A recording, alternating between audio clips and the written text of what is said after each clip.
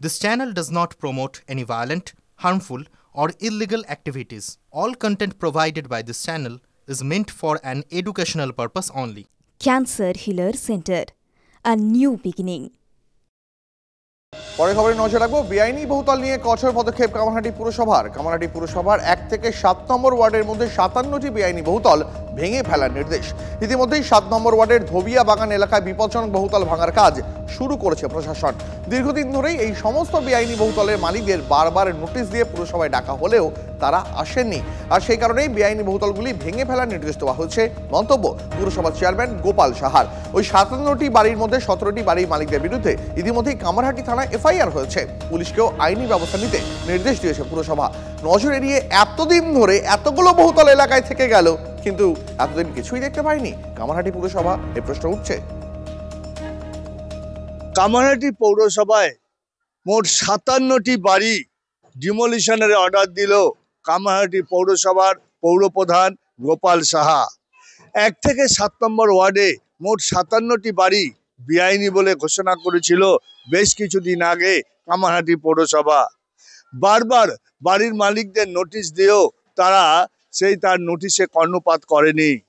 এর মধ্যে 17টি বাড়ি এফআইআর দায়ের করেছে কামারহাটি পৌরসভা, আর সেই বাড়ি ভাঙার কাজ অলরেডি শুরু হয়ে গেছে।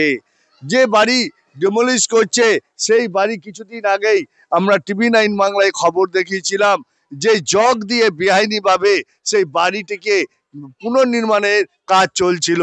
বিপজ্জনক বাড়ি যে কোনো সময় ভেঙে পড়তে পারে, আশেপাশের মানুষের ক্ষতিগ্রস্ত হতে পারে, এমনকি প্রাণহানিও ঘটতে পারে। যাতে এই বিপদ থেকে রক্ষা পায় সেই জন্য কামারহাটি পৌরসভার পক্ষ থেকে এই বাড়ি ভেঙে ফেলা হচ্ছে। কামারহাটি থেকে বিশ্বজিতের সঙ্গে অনন্ত চট্টোপাধ্যায়, TV9 বাংলা। আমরা হিয়ারিংটা প্রায় 3বার ডেকেছি। প্রথমবার, দ্বিতীয়বার, তৃতীয়বার যখন আসেনি আমরা বোর্ড তখন এগুলোকে ডিমোলিশ করার অর্ডার করলাম। 57র মধ্যে 17টা এফআইআর, আর এখন ডিমোলিশ করার অর্ডারের যে স্ট্যান্ডে দাঁড়িয়ে আছে বাকিটা। তো তারপরে আমরা দেখে এই পরবর্তীকালে কোন পথে যেতে হবে। অলরেডি একটা বাড়ি ভাঙা শুরু করেছে 7 নম্বর ওয়ার্ডের ডিএফ বাড়িতে।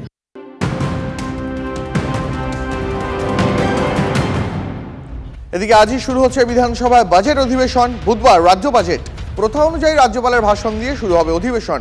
সংঘাত থেকে সরে রাজ্যপালকে আমন্ত্রণ জানিয়েছেন অধ্যক্ষ। রাজ্যপালকে ধন্যবাদ জ্ঞাপন করবে শাসক বিরোধী উভয় পক্ষই।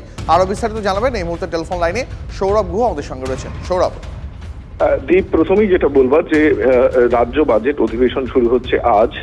12 তারিখ বাজেট পেশ করা হবে।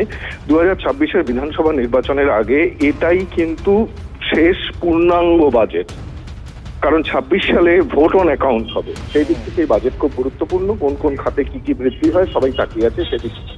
অন্যদিকে আজকে মুখ্যমন্ত্রী মমতা বন্দ্যোপাধ্যায় তৃণমূল পরিষদীয় দলের বিধায়কদের নিয়ে বসবেন। এই বৈঠক থেকে আচরণবিধি, রদবদল সমস্ত বিষয়ে কিন্তু তিনি কি বলেন সেদিকে তাকিয়ে রয়েছে রাজনৈতিক মহল। পাশাপাশি যেটা দেখবার, শুভেন্দু অধিকারীও কিন্তু একটা পৃথক তার পরিষদীয় দলের বিধায়কদের নিয়ে বসবেন। অর্থাৎ সব মিলিয়ে আজকে কিন্তু অত্যন্ত ইভেন্টফুল একটা দিন, এবং রাজ্যপাল আসছেন, সংঘাত কাটিয়ে রাজ্যপাল আসছেন বাজেট অধিবেশনের শুরুতে। রাজ্যপালের ভাষণ সেটাও খুব গুরুত্বপূর্ণ। একেবারে আমাদের নজর থাকবে। অনেক ধন্যবাদ তোমাকে। আর বিধানসভার পাশাপাশি আজ নজর রাখতে হবে সংসদেও, তার কারণ আজ নতুন আয়কর বিল পেশ হওয়ার সম্ভাবনা রয়েছে পার্লামেন্টে। বাজেট পেশের সময় নির্মলা সীতারামন জানিয়েছিলেন চলতি অধিবেশনেই নতুন আয়কর বিল আনতে চলেছে কেন্দ্র। সূত্রের খবর, ইতিমধ্যে প্রস্তাবিত বিল অনুমোদন করেছে কেন্দ্রীয় মন্ত্রিসভা।